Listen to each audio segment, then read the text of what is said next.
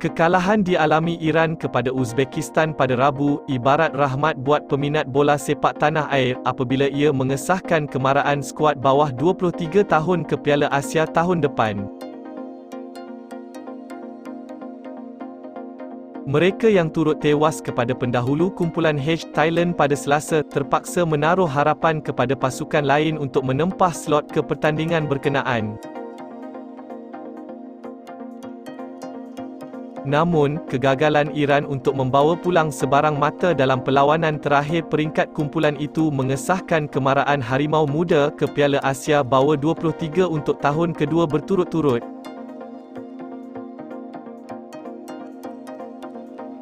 Ini selepas format kejohanan menyaksikan mereka berada dalam kelompok 4 naib johan yang layak daripada 11 pasukan lain, dengan China, Tajikistan dan Kuwait turut ke peringkat seterusnya.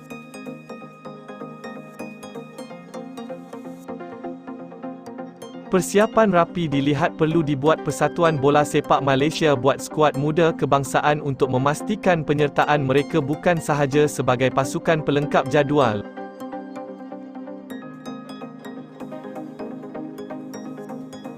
Bagaimanapun, sekiranya ditanya penyokong bola sepak tempatan, langkah awal yang perlu dibuat adalah dengan melakukan perubahan terhadap barisan kejurulatihan negara.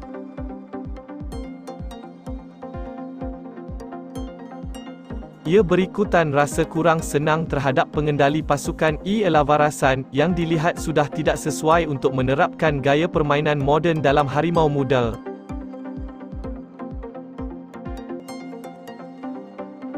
Selain itu, pencapaiannya juga sering dikatakan suam-suam kuku apabila mereka hanya merangkul Piala Melian 2023, di samping menampilkan persembahan mengecewakan dalam Piala AFF bawah 23 dan Sukan C 2023. Perkara itu merupakan hanya satu daripada beberapa hal yang sering ditekankan mengenai pandangan penyokong bola sepak tempatan mengenai Elavarasan. Menurut pemerhatian, terdapat 4 perkara yang menjadi punca utama pengendali berusia 62 tahun itu sering dipertikaikan. Pertama, kelewatan untuk memanggil pemain ke kem latihan. Antara perkara pertama yang sering menimbulkan rasa kurang senang mengenai pendekatan Elavarasan adalah apabila dia sering lewat mengadakan kem latihan berpusat. Ketika persiapan untuk kekempen kelayakan Piala Asia bawah 23 yang lalu, sesi latihan diadakan pada 30 Ogos meskipun perlawanan pertama berlangsung pada 6 September.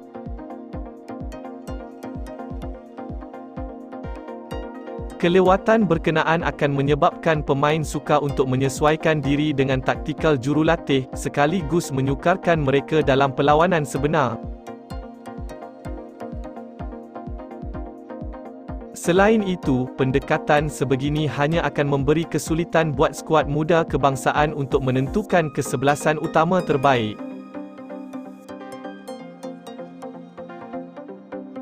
Meskipun perkara tersebut bukanlah di bawah kawalan Elavarasan sepenuhnya, ia tidak menghalang orang ramai daripada terus menyalahkannya.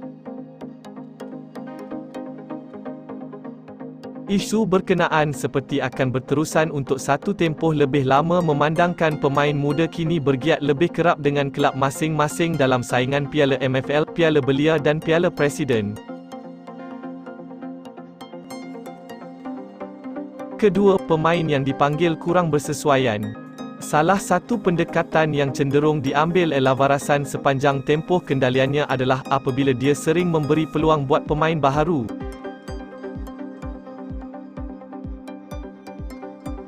Ketika kempen kelayakan Piala Asia bawah 23 yang lalu, pengendali berkenaan memberikan peluang buat beberapa pemain baharu, seperti Ni Umar Ni Aziz dan Saiful Jamaluddin.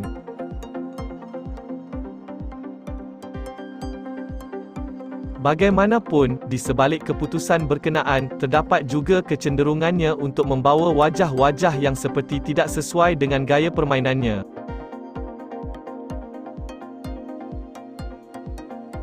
Kepulangan penyerang, Lukman Hakim Syamsuddin dan kehadiran pemain tengah, Noah lain, gagal memberikan impak meskipun masing-masing pernah mencipta nama di peringkat kebangsaan.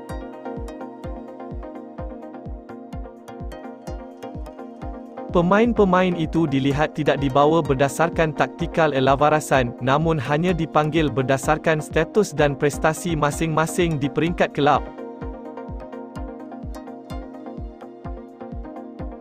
Isu berkenaan boleh diselesaikan sekiranya jurulatih berkenaan dapat mengenal pasti kesebelasan utama terbaik serta pemain terbaiknya.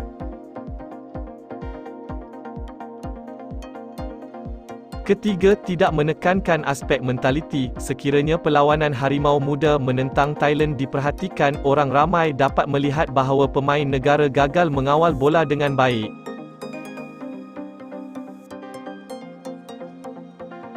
Kegagalan berkenaan menyebabkan skuad muda kebangsaan tewas tipis kepada tuan rumah, sekaligus menyulitkan hasrat mereka untuk ke peringkat seterusnya.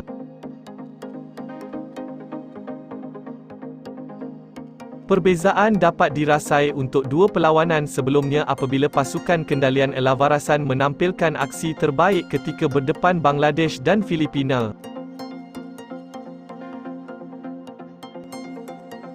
Kesungguhan pemain dalam melakukan serangan dapat disaksikan memandangkan lawan mereka itu dilihat lebih mudah, yang mana membolehkan skuad kebangsaan untuk meraih kemenangan.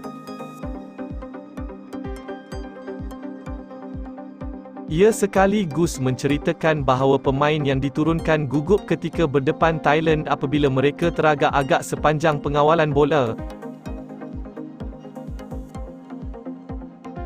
Kejayaan elawarasan untuk memperbaiki masalah itu akan menaikkan semula reputasinya sehingga membolehkannya kekal bersama skuad muda negara. Dan keempat, masih gunakan taktikal gelembung. Persembahan di atas padang merupakan satu-satunya cara penyokong bola sepak tanah air untuk menilai kualiti kejurulatihan yang sudah diterapkan elawarasan.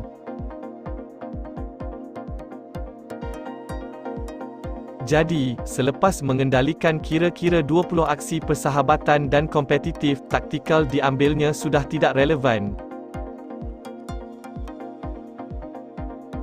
Kecenderungan pemain pertahanan untuk melakukan hantaran jarak jauh buat rakan sepasukan di bahagian hadapan dalam usaha pasukan mendapatkan jaringan, meskipun taktikal sebegitu mempunyai kelebihannya, ia dilihat tidak sesuai untuk mencuri hati penyokong bola sepak tempatan. Tidak cukup dengan itu, perbandingan pendekatan taktikal elawarasan juga sering dibuat dengan pengendali skuad senior negara, Kim Pan Gon, yang berjaya menerapkan satu gaya permainan menarik.